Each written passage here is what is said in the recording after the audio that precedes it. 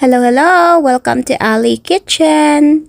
So, dahil birthday ng lola nyo, eto at nagluto ako ng biko with caramel sauce and latik toppings natin. So, madali lang naman gawin to guys. Ang dami namang procedure at tutorial sa YouTube. Pwede nyo tingnan. Kaya, eto, madali lang talaga siyang gawin.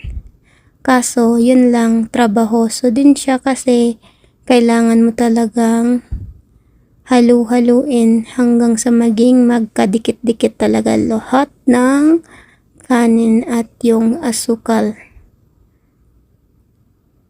Promise, masarap. Thank you for watching. This is Ali Kitchen. Bye!